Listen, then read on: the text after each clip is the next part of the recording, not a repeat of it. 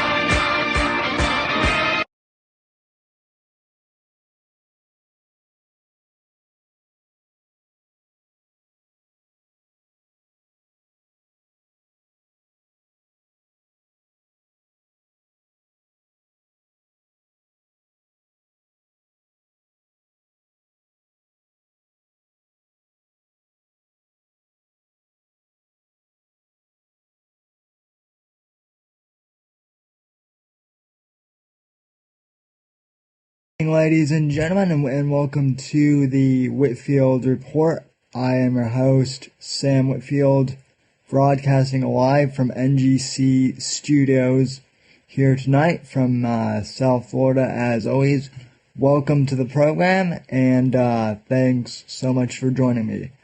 Contact info as usual. You can follow me on Twitter and Instagram at @70_NGC. Hashtag Whitfield Report.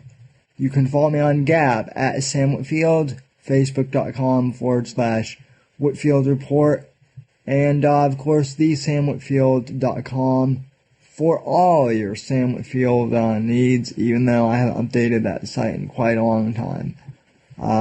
As always, you can listen to the audio podcast on Apple Podcasts or wherever else you listen to your podcast too.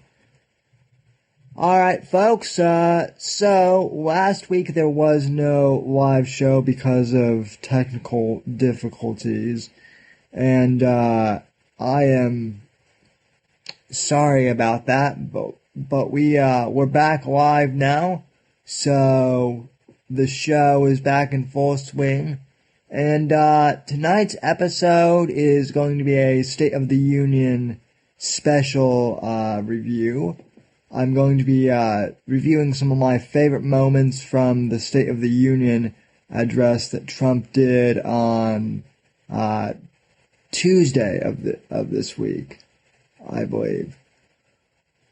Alright, folks, so overall, let me just break down and say I thought that Trump did a pretty good job overall during the State of the Union. And let me just say that I was surprised that he did this well, because no matter what, no matter who the presidency is, the third and fourth years I've tended to notice, at least in my lifetime, in terms of State of the Union, they're just not as good in general. They tend to be more they tend to be more low energy. The president, whoever it may be, Bush, Obama, those are the two ones that I can think of off the top of my head. During both of their respective third and fourth years in office, coming closer to the end of their first terms, the State of the Union was very low energy for both of them. Not as many people tuned in, and they just weren't as well received critically as Trump's was. And the media leading up to Trump's State of the Union address was saying that this was going to be a disaster, right? The fake news media was saying, this upcoming State of the Union address is going to be a disaster. Trump just shut down the government for 3 weeks. This isn't going to go well for him, and we secretly hope he's going to fail. And yet he defied expectations, or I should say media expectations, of what the State of the Union address was, and he did a pretty good job. So I'm going to start off by playing a clip of what I thought was one of the most important moments, what he was talking about, which is immigration and just border security. So here's cut number one. Trump addresses the border wall and says it's a moral issue. Roll the tape. Now, Republicans and Democrats must join forces again to confront an urgent national crisis. Congress has 10 days left to pass a bill that will fund our government, protect our homeland, and secure our very dangerous southern border. Now is the time for Congress to show the world that America is committed to ending illegal immigration and putting the ruthless coyotes, cartels, drug dealers, and human traffickers out of business.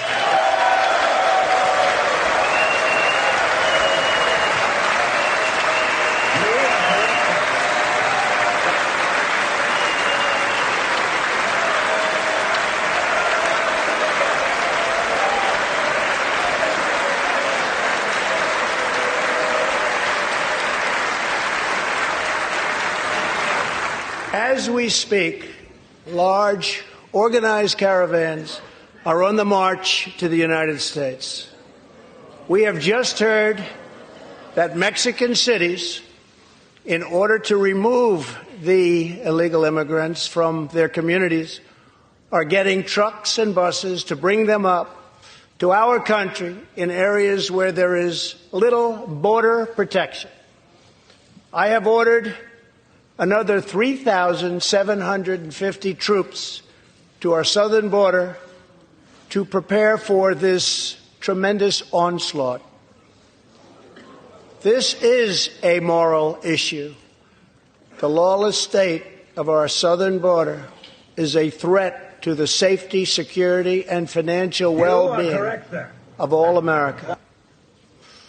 We have a moral duty to create an immigration system that protects the lives and jobs of our citizens. This includes our obligation to the millions of immigrants living here today who followed the rules and respected our laws.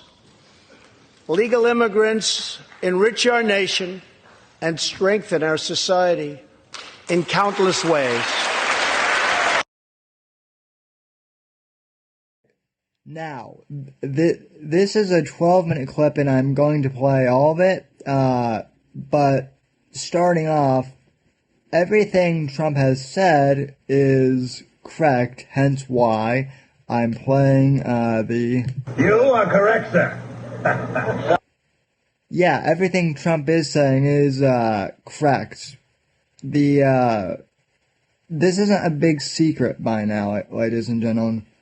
the border wall needs to be built in some capacity. It's been documented and proven by law enforcement officials that the drug cartels are using innocent civilians to basically traffic their drugs across, and also that they're dumping, that basically Mexico is dumping their prisoners, their ex-convicts into the U.S. at the border. So this isn't anything new that Trump has been saying, or that any of us have been saying. Now, you'll notice if you're watching on video that throughout this entire part of the speech, Pelosi, behind Trump on the right, looks extremely, extremely uncomfortable. She looks pained, and that just, to be honest, folks, that kind of amused me throughout this evening. But she looks so downtrodden when Trump mentions the fact that we need to clean up, the borders. Why don't we just ship all the illegal cartel members over to your house, Nancy? Obviously, you seem to be okay with an open borders, right? Oh yeah, that's right. You kicked Laura Loomer off your property with the illegals for doing the same thing. Funny how that works. Continuing on, though.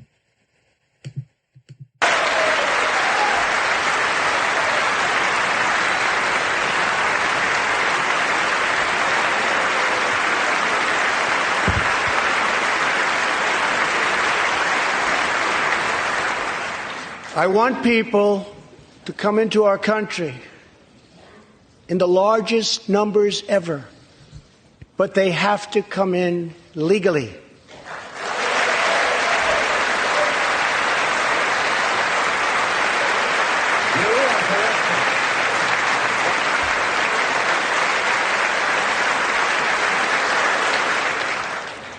Tonight I am asking you to defend our very dangerous southern border out of love and devotion to our fellow citizens and to our country.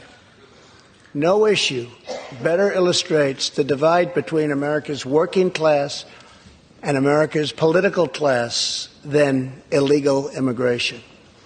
Wealthy politicians and donors push for open borders while living their lives behind walls and gates and guards.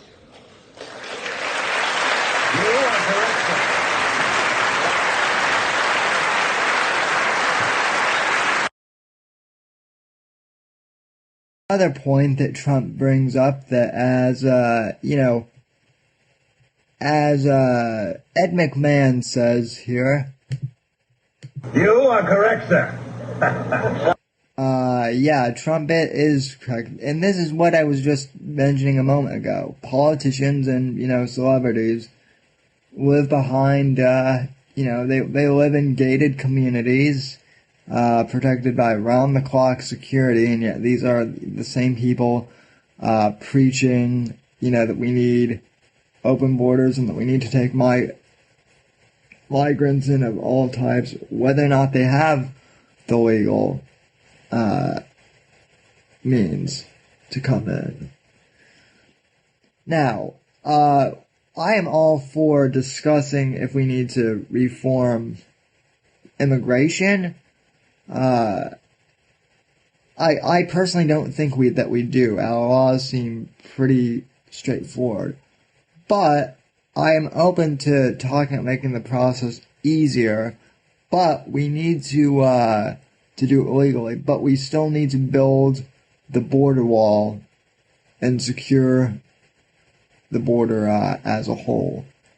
Notice, too, that Trump says he wants as many immigrants to come in, but he wants them to do it legally. This is stuff that he has said repeatedly over and over again since 2015 when he was first running for president. And yet the media continues to ignore that part. At this point, willfully, I'm thinking. Alright.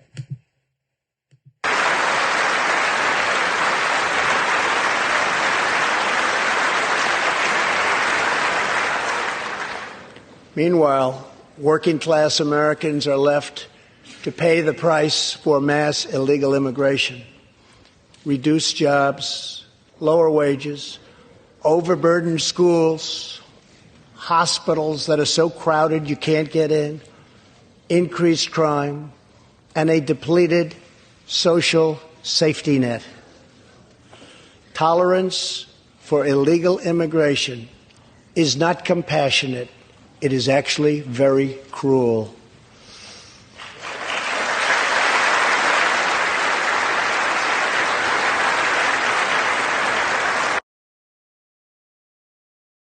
For those of you listening on audio, I have a tremendous, for those of you listening to the audio podcast, you really should go back and watch the video too, when you have time of this. Because right now we're looking at, I paused the video, there's a great still of, Liz Warren looking absolutely, I don't know if dumbstruck or befuddled is the right expression, but she does not look happy. And this is very telling, because all Trump is saying is that he wants immigrants to come in legally. He wants as many to come in as possible. He's saying that the overcrowding is dangerous, not only to the people, but to our infrastructure as well, which is also 100% true. And yet she and many other Dems are just staring with glum, blank faces. So, anyway, by the way, shout out to Critter and MGF for joining the stream. Thanks for viewing, and thanks for hitting that like button. Everyone else who comes in, please hit that like button, and that really helps me out. And thank you for helping the show. 1 in 3 women is sexually assaulted on the long journey north. Smugglers use migrant children as human pawns to exploit our laws and gain access to our country.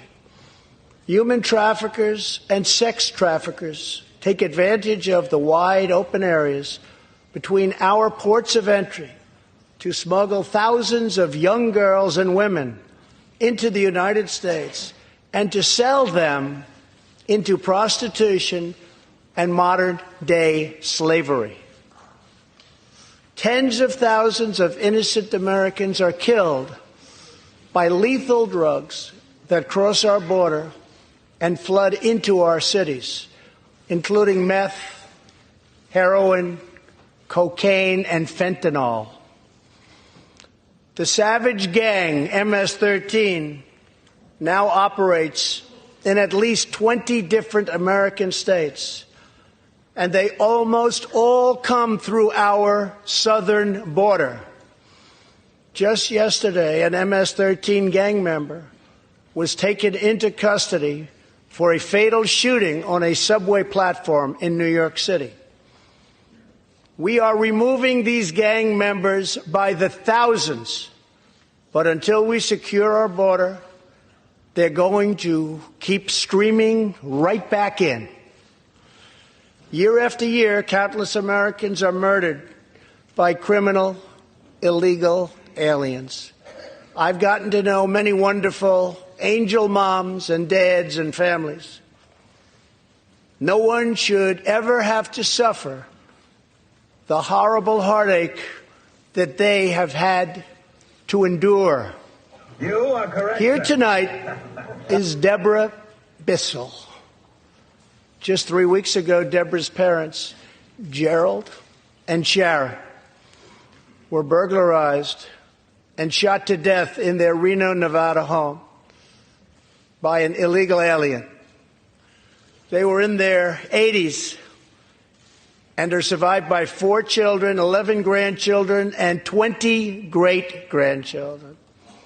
Also here tonight are Gerald and Sharon's granddaughter, Heather, and great-granddaughter, Madison.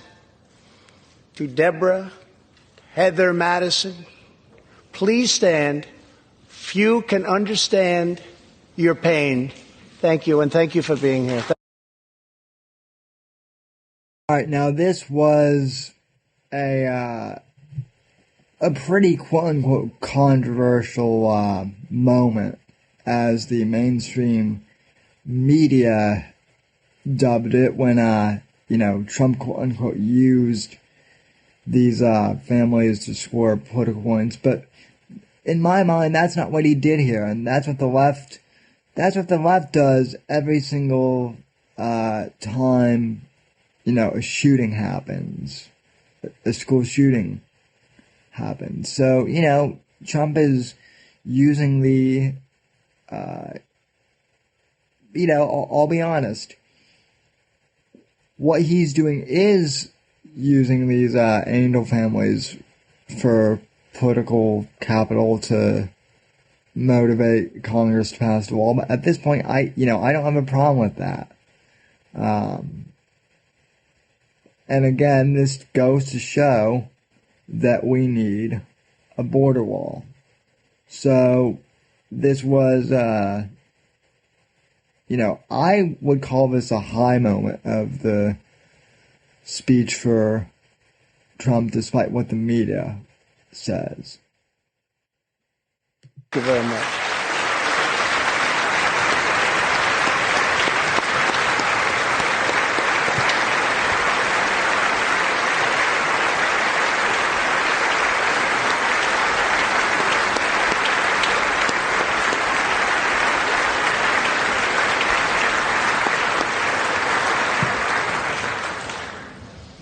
I will never forget, and I will fight for the memory of Gerald and Sharon, that it should never happen again. Not one more American life should be lost because our nation failed to control its very dangerous border. In the last 2 years, our brave ICE officers made 266,000 arrests of criminal aliens, including those charged or convicted of nearly 100,000 assaults, 30,000 sex crimes, and 4,000 killings or murders. We are joined tonight by one of those law enforcement heroes, ICE Special Agent Elvin Hernandez. When Elvin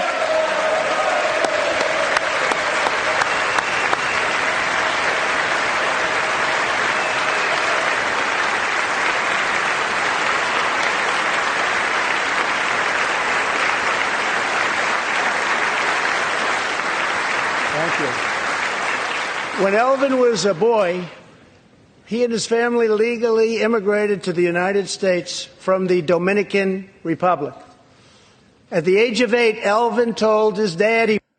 All right, something I want to point out here, folks. This is the point in the speech where I actually started watching live.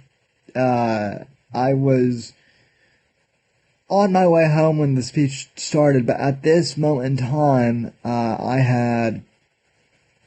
at this particular moment was when I had started actually watching the speech live. And so for those of you watching the video, obviously you can see Nancy Pelosi is in the background reading papers. Now,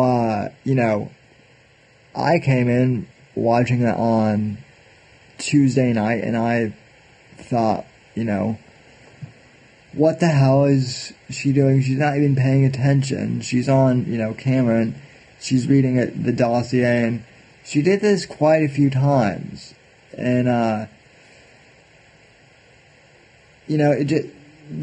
I think the whole Pelosi reading papers thing was her, a little act of rebellion against Trump. I'm not even going to pay attention to what the President of the United States has to say. I'm just going to, do my own thing. And she was probably looking over her notes for her response, which had already been pre-written, probably, to the State of the Union address. I'm just assuming, but I could be wrong.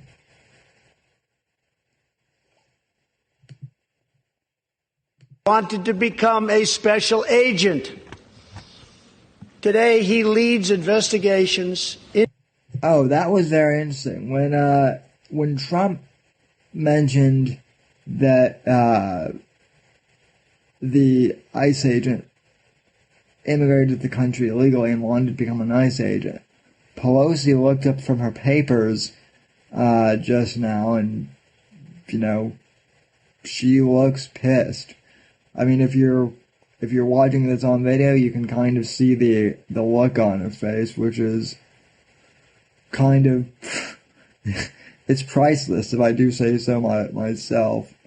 But this just goes to show the level of disdain the left has for ICE. It really does. To the scourge of international sex trafficking. Elvin says that if I can make sure these young girls get their justice, I've really done my job. Thanks to his work and that of his incredible colleagues, more than 300 women and girls have been rescued from the horror of this terrible situation. And more than 1,500 sadistic traffickers have been put behind bars.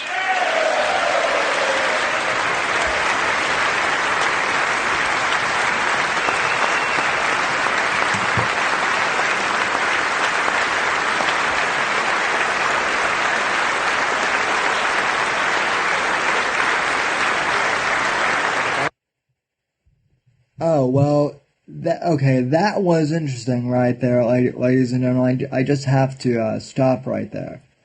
For those of you listening on the audio podcast, obviously you can't see what just happened. But the women in white, the Democratic women in white, which were just... their whole entire purpose was to basically protest, Trump's State of the Union speech by wearing all white. They looked like KKK members, to be honest. And during this moment, let me scroll back and replay that for you again. It's pretty interesting, actually, for those of you just tuning in. This is pretty interesting. Into the scourge of international sex trafficking. Elvin says that if I can make sure these young girls get their justice, I've really done my job. Thanks to his work and that of his incredible colleagues, more than 300 women and girls have been rescued from the horror of this terrible situation. And more than 1,500 sadistic traffickers have been put behind bars.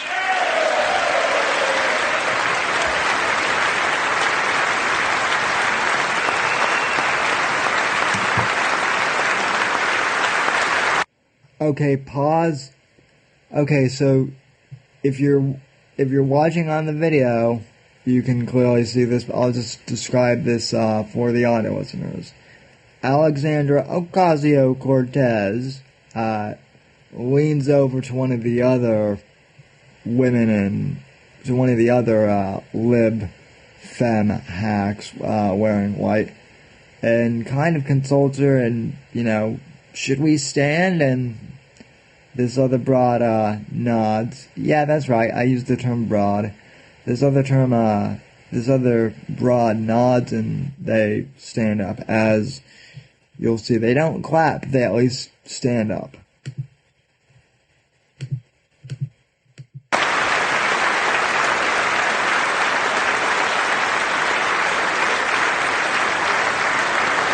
Oh, I'm mistaken. A few of them did actually clap for this, I guess. Thank you, Alan. We will always support the brave men and women of law enforcement. And I pledge to you tonight that I will never abolish our heroes from ICE. Thank you.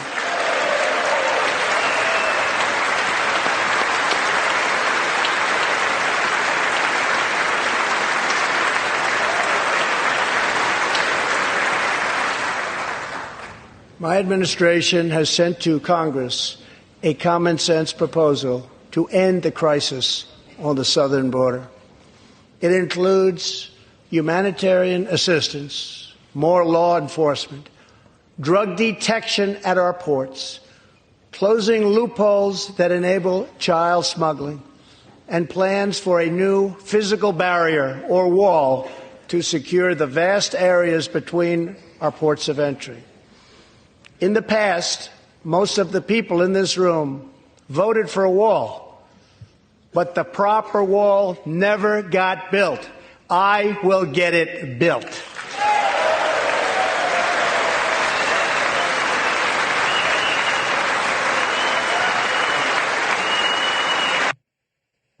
Pelosi looked so disgusted once he said that. By the way, I like Ted Cruz with the beard, I have to say. I know that there are some people who don't, but I actually think it looks good on him. So, keep the beard, Ted. I think it actually suits you. So.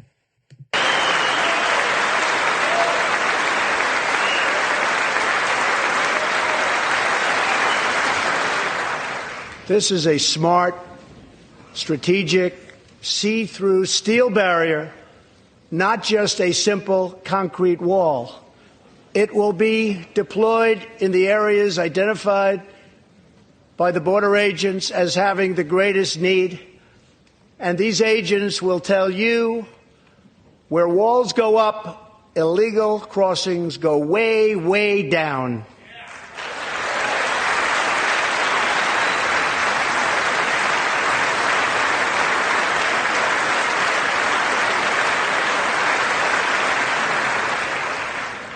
San Diego used to have the most illegal border crossings in.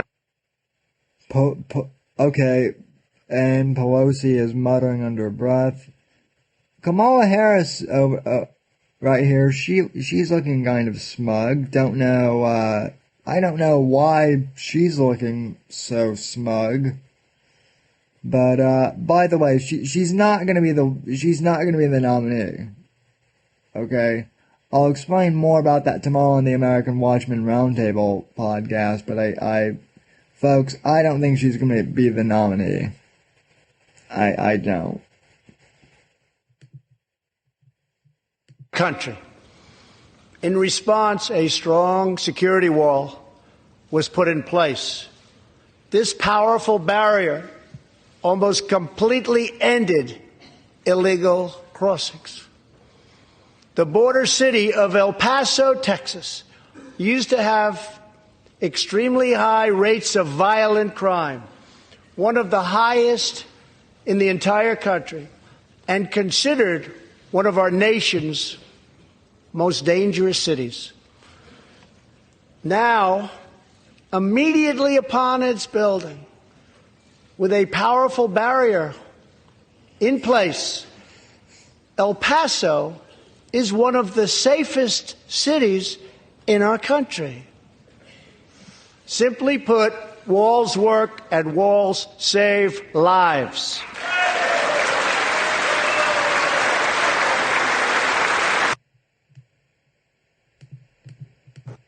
You are correct, sir.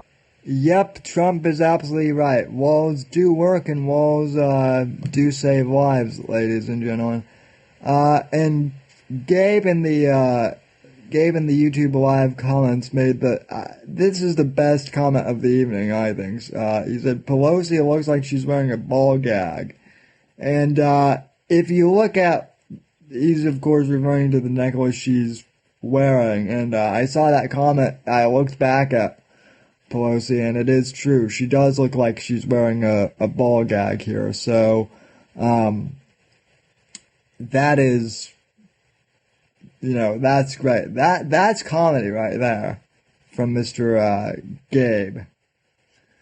Alright, so, that was one of the key highlights of the speech, but we're not done yet, ladies and gentlemen. There were other, moments here where Trump really, shined, I thought. Namely, when he acknowledged, the Holocaust survivor and, who also survived the synagogue shooting last year. Now, the reason I think this is a highlight is because the media has been trying to link Trump to this whole alt-right movement for years and years and years now. And yet Trump spent a great deal on Tuesday night actually talking about how anti-Semitism is, of course, negative. He brought up the fact that the embassy in the U.S. embassy in Israel has been in fact moved to Jerusalem. Things that obviously disqualify and put to shame this false notion that he is part of the alt-right. This moment, though, where he acknowledges this Holocaust survivor, I thought was pretty striking. So here's clip number 2 of Trump talking about the addressing the Holocaust survivor and the Tree of Life shooting survivor as well. Clip number 2, roll the tape. We are also joined by Pittsburgh survivor Judah Samet. He arrived at the synagogue as the massacre began. But not only did Judah narrowly escape death last fall, more than 7 decades ago, he narrowly survived the Nazi concentration camps. Today is Judah's 81st birthday.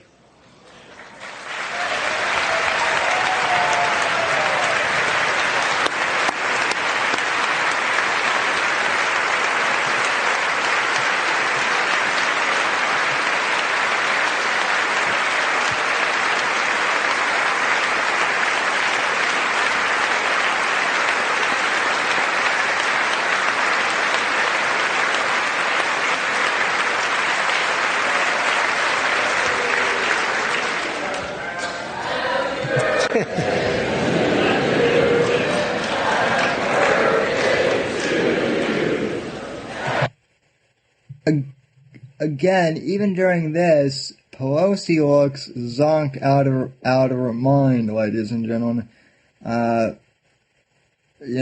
She must have been high off the pain meds from the latest Botox injection. Good God. Dana Carvey is not joking when he says that she does look like the Joker from Batman. Happy birthday to you. Happy birthday to you.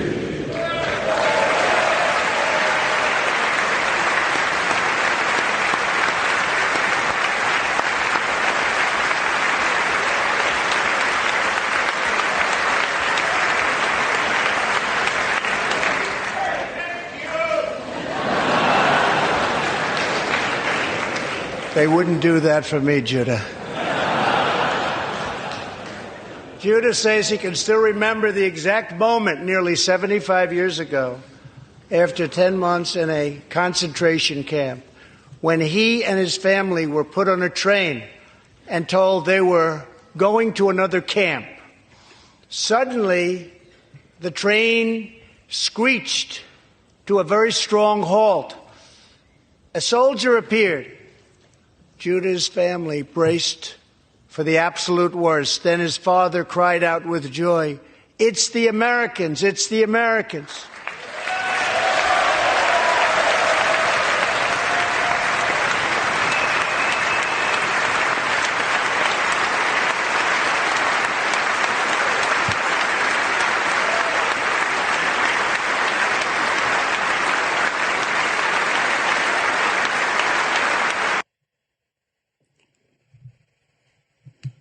So, again, let me just reiterate that the reason why I played that clip was because it dispels this false narrative that the alt-right is associated with Trump and, that Trump is for the alt-right. Completely destroys that narrative. And yet the media will still continue to portray him as an alt-right figurehead. This is why, this is why the New York Times and CNN and all those other media outlets really do get really do deserve the title of fake news. They absolutely deserve it.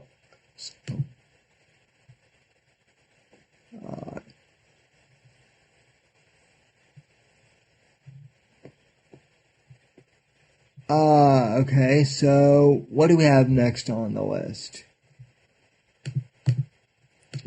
As far as audio sound bites go, we also have this. Oh, this is another great moment, folks. We have Trump addressing paid family leave, abortion, and this is a moment where he goes to Master Troll Level 1000 and acknowledges that this is the Congress with the most amount of women serving on it. And he even gets the woman in white to stand up, which is absolutely great. Clip number 3, go.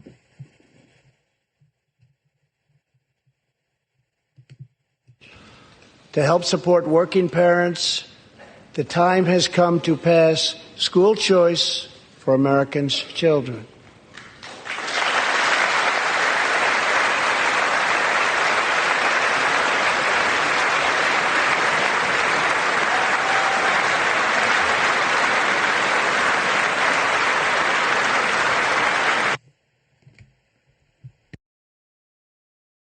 Now, I do have to wonder real quick, who is that lady in purple and why did she look so pissed? I actually asked about that on Twitter the other night during this whole thing. And, no one seems to know who she is, but she's probably some big leftist, donor or lobbyist. She kind of looks like a feminist. So, anyway, just an observation. Back to Trump's State of the Union. I am also proud to be the first president to include in my budget a plan for nationwide paid family leave so that every new parent has the chance to bond with their newborn child.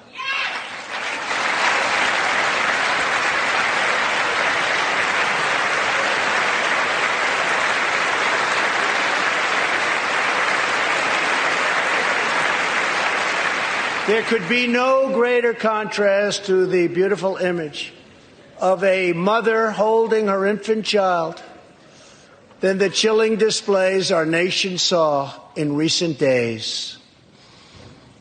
Lawmakers in New York cheered with delight upon the passage of legislation that would allow a baby to be...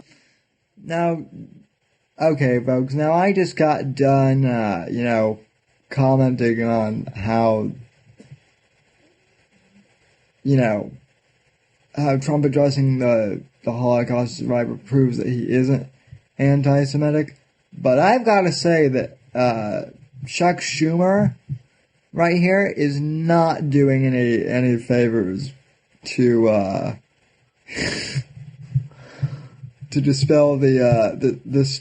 I mean, he's got the conniving Jew meme look going, and I'm not anti-Semitic in any way, but Evil Eric in the chat is like he looks like a super villain. He looks like a few shades removed from Hannibal Lecter. Like, yes, I will have your liver with a side of Chianti. Yeah. I can totally picture Schumer going home and feasting on some poor person's liver or something like that. He's just god awful. Yeah, Kat's right. Kat is absolutely right. Ripped from the mother's womb moments from birth. These are living, feeling, beautiful babies who will never get the chance to share their love and their dreams with the world. And then we had the case of the governor of Virginia, where he stated he would execute a baby after birth. To defend the dignity of every person, I am asking Congress to pass legislation to prohibit the late-term abortion of children who can feel pain in the mother's womb.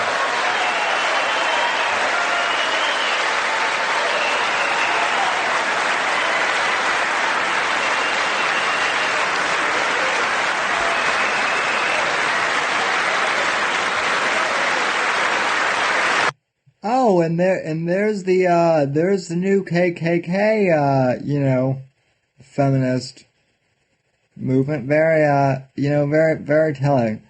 As I said earlier in the stream, I'm not so sure if that whole thing was intentionally coordinated, but boy, that look, sure, it probably didn't give off the image that they were hoping for, because they all look like Klan members there.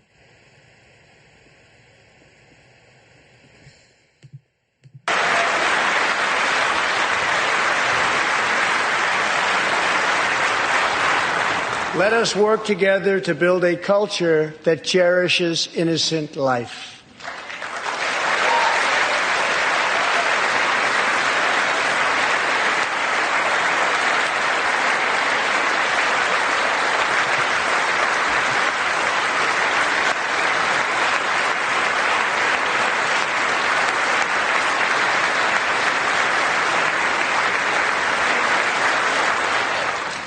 And let us reaffirm a fundamental truth.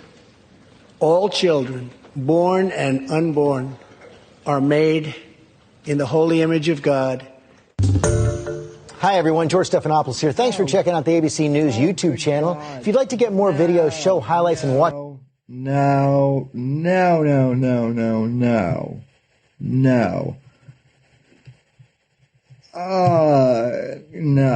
This is...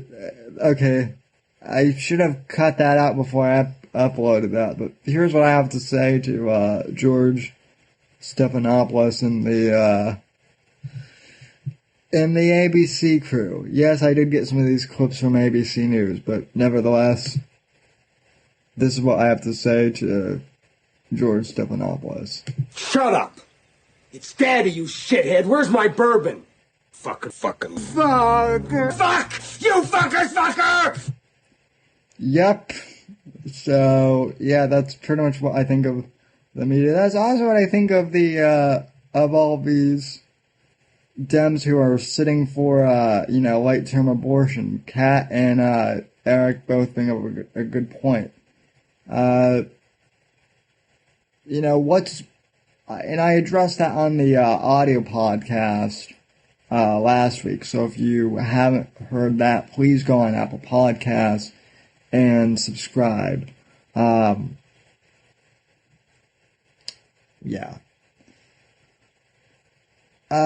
Feminists are deranged.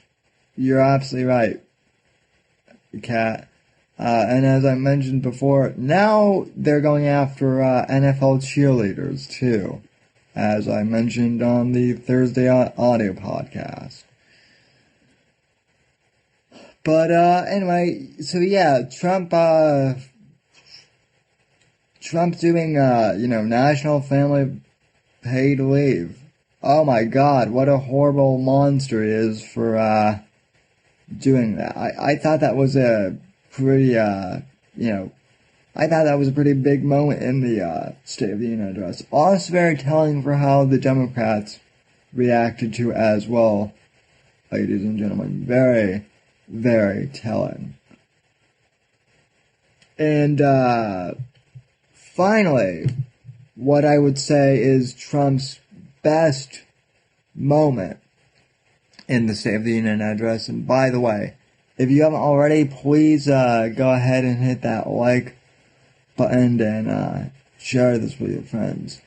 So finally, for what I think is probably the best moment in the State of the Union address, Trump addresses socialism and completely trolls Bernie Sanders and the leftists.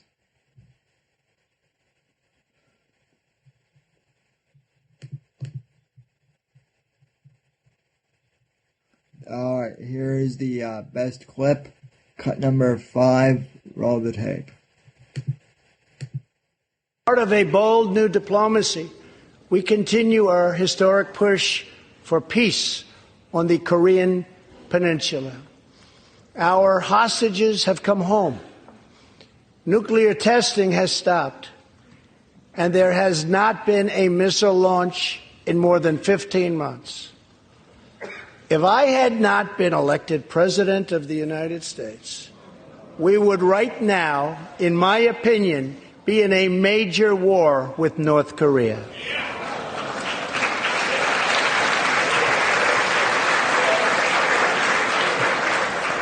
Much work remains to be done, but my relationship with Kim Jong-un is a good one.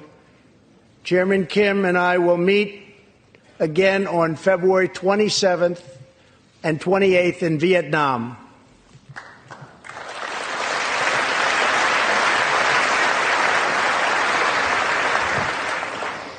Two weeks ago, the United States officially recognized the legitimate government of Venezuela and its new president, Juan Guaido.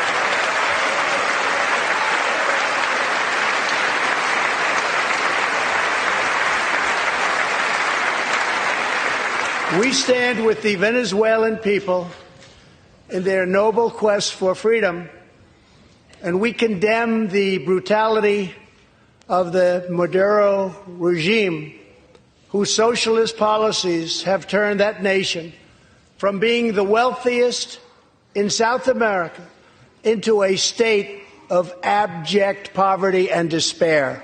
Wait for it.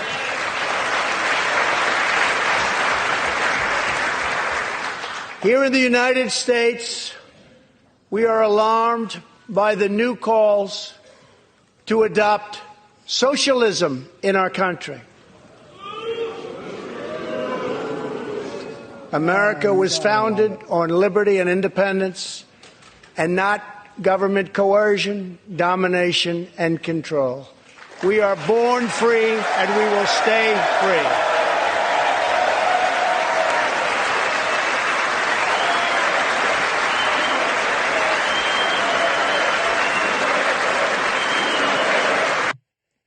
Bernie Sanders is just sitting there with this just wretched look on his face. You know, he's literally the grumpy old man in the park, folks. He really is.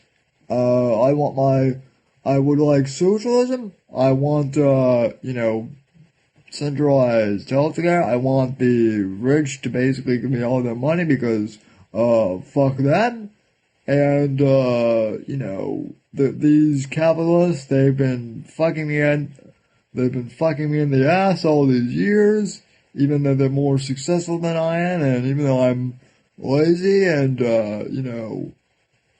true, I have 3 houses, but why mention that? I am a socialist and I want everyone but myself to basically not have anything. Now please give me my dentures and my Jell-O pudding. Thank you very much. That's what's going through Bernie Sanders' head all at once, when Trump is saying that.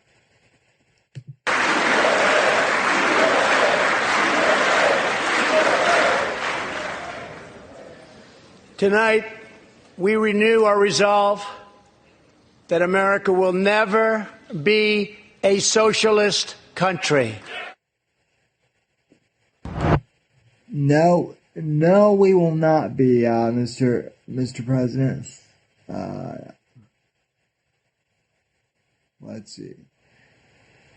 Yeah, Pegan, I don't know what you are, but, assuming you're a troll, so welcome to the show. Thanks for tuning in, but, yeah. The Trump crime family, yeah. How about the Clinton crime family, bucko? That's more like it.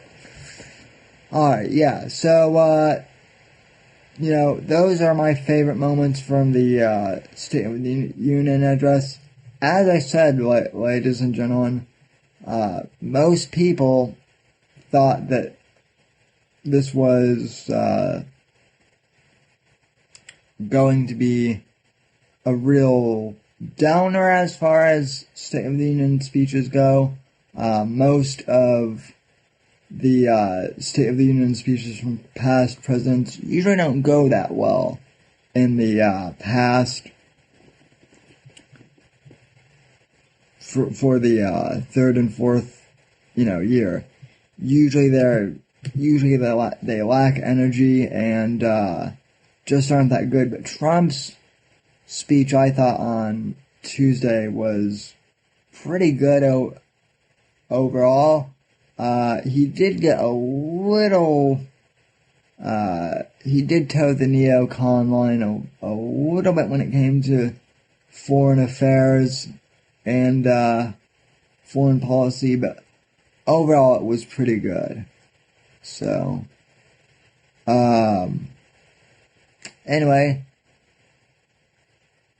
there's not much else I can say on the State of the Union, ladies and gentlemen. All I can say is it was pretty good overall, and I'm curious to know what you guys thought, ladies and gentlemen. So leave your comments in the comment section below or live chat them for me. And thanks to everyone who joined the show tonight. For those of you just tuning in, I hate to disappoint, but we're about to close the show. But before we do, I do want to remind you that tomorrow at 10 p.m. Eastern Time, I'll be co-hosting the American Watchman Roundtable with Joshua Johnson and Gabe Icaboni, and we will be also talking about the State of the Union and going into detail about about what's going on. So, yeah, Eric, that's good to know. The algorithm is working tonight. That's good. That's good, Eric. I'm glad to hear that. So, yeah. So, also, ladies and gentlemen, one thing I would suggest regarding the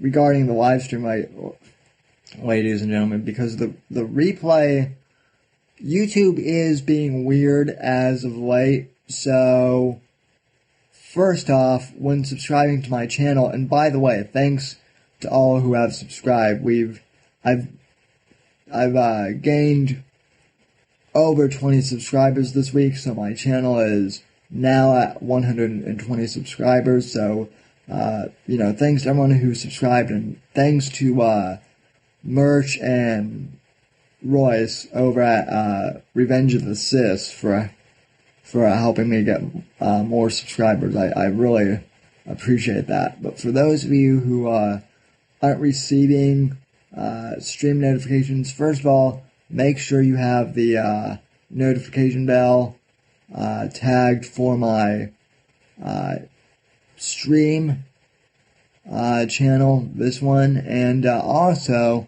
make sure you're subscribed on Apple Podcasts or wherever else you get your podcast, because even if you're not getting the video version here on YouTube, even if that's not showing up for you, you will get the audio version delivered directly to your phone or tablet or wherever you listen to podcasts.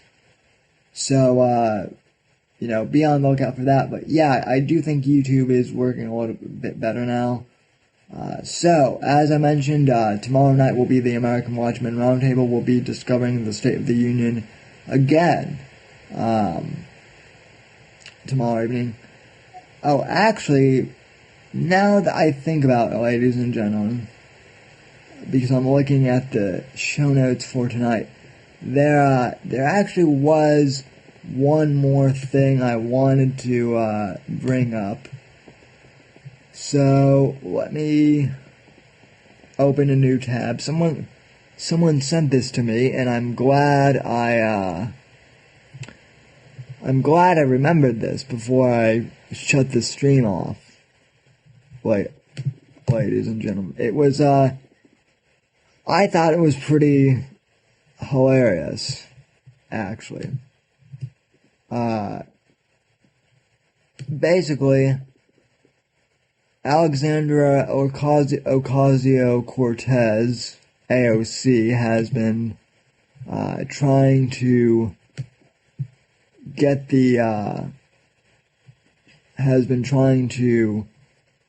pass that Green New Deal, and even Pelosi is now saying that AOC is crazy and that it's a bad idea. So why is Twitter now saying that? Okay. All right. And of course, it's going to make me log in. So, yeah. 17 investigations into the Trump crime family. Yeah, I know that, P. Grant, but, none of them are turning anything up. So, quit spamming the chat. The mods have my full authorization to mute people if they keep spamming. So okay, let's see here.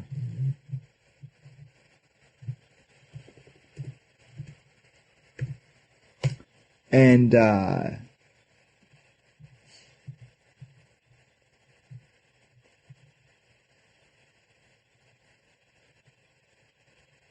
yeah.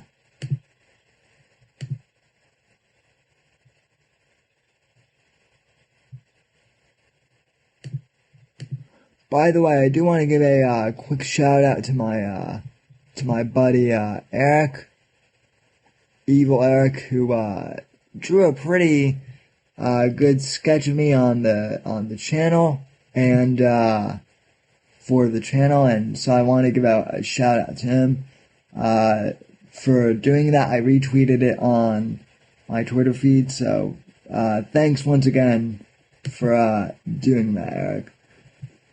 I really appreciate it. Okay, ladies and gentlemen, so here we are. Headline from the Daily Wire.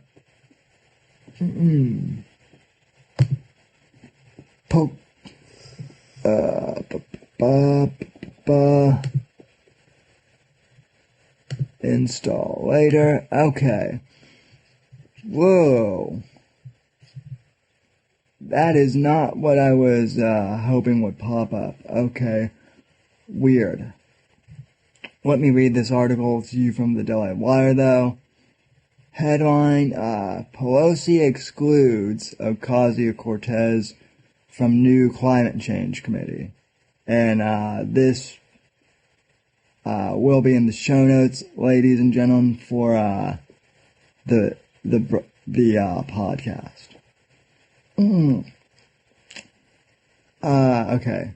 Speaker Nancy Pelosi from California excluded Democratic Socialist Representative Alexandra Ocasio-Cortez, Democrat from New York, from serving on the new Climate Change Committee on Thursday as she announced new Democratic members who will serve on the committee. The New York Post reports that Pelosi threw some serious shade on Representative Alexandra Ocasio-Cortez.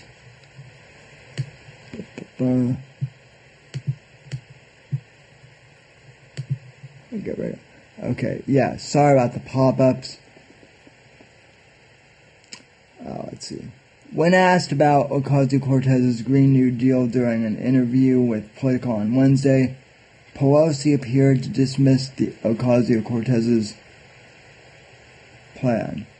It will be one of several, or maybe many suggestions that we receive, Pelosi said. The Green Dream, or whatever they call it. Nobody knows what it is, but they're for it, right? The Tampa Bay Times reports that the following Democrats were selected to the new Climate Change Committee.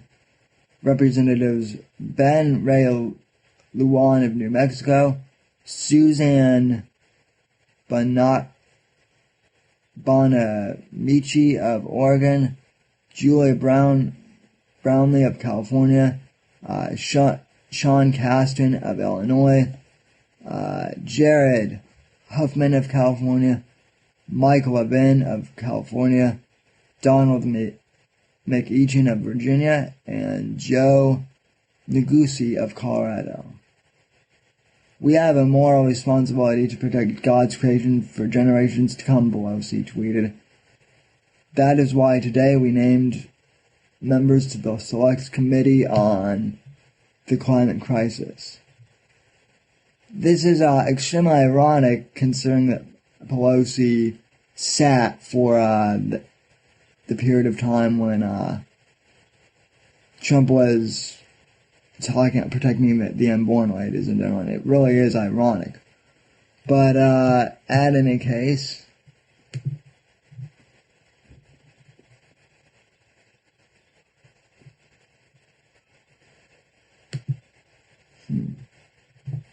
weird. Okay, it is still not projecting the screen on the live stream.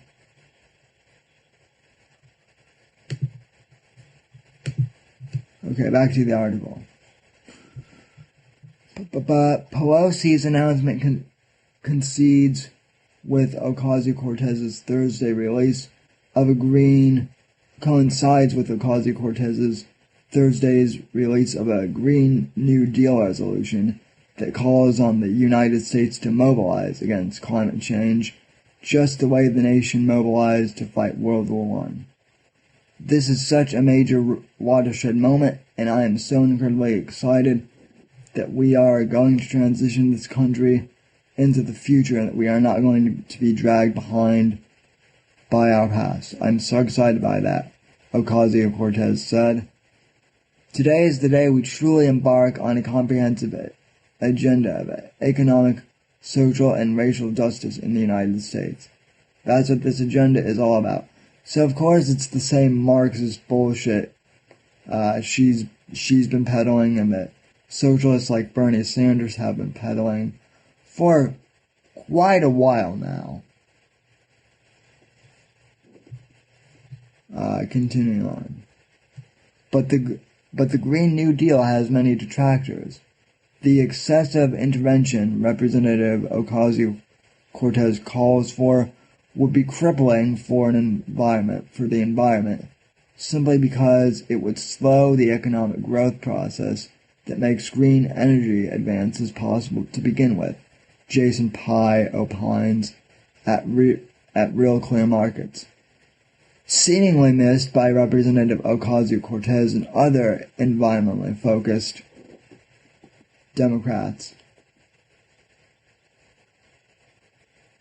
is the economic growth itself is the greatest friend to all of the green movement, without addressing how effective are Representative Ocasio-Cortez's solutions. They're most likely to reveal themselves not through force, but thanks to prosperity that provides people with means to alter their driving habits, use of electricity versus solar, on with how they eat, travel, dispose of trash, and seemingly everything else.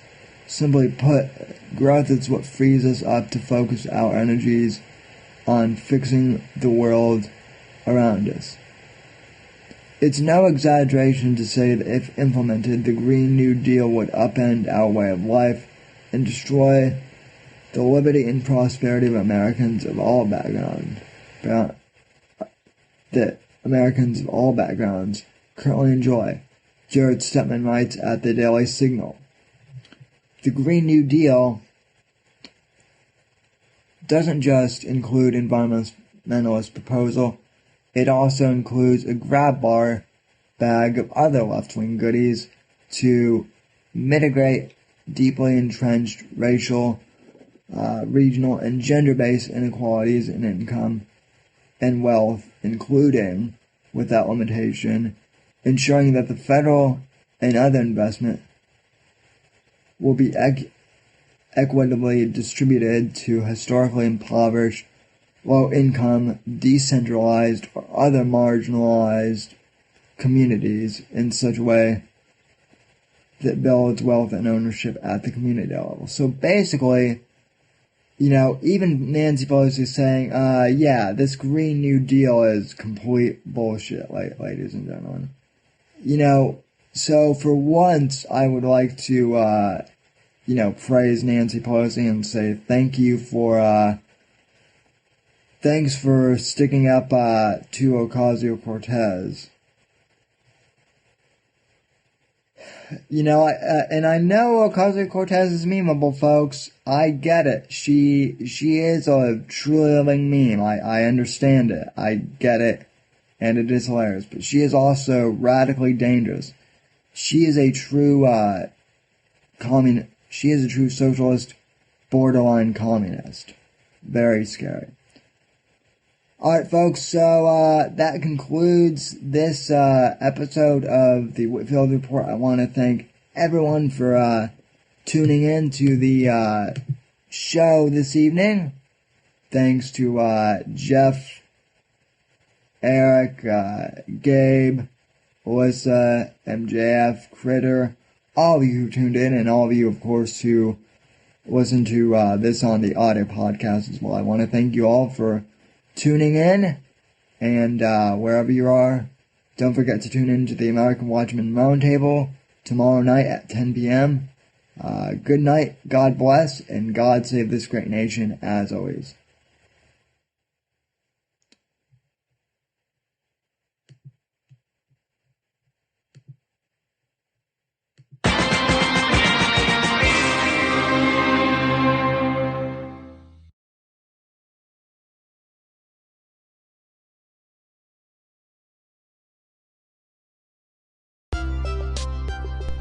Hey there, folks. If you've made it this far to the end of the podcast, I'd like to thank you very much for listening to the show. You are the ones that make it possible for me to make an income from podcasting, and I greatly appreciate that just by listening to our show. You are helping us gain ad revenue. However, if you would really like to help support the show, I encourage you to please donate to the podcast and become a supporter of the show. You can head over to anchor.fm/Whitfield Report and click the support this podcast button and choose the amount that suits you to support the show. Or you can click the link in the show notes and it will directly take you to that page. If you can support the podcast, I really, really appreciate that. Anything that you can do to help out is greatly appreciated. Even if you can't afford to help financially support the podcast, I encourage you to please go on iTunes or Apple Podcasts or Stitcher and please leave this podcast a positive 5-star review. That really helps us out here at the Whitfield Report. Thank you for listening, and I'll see you next episode.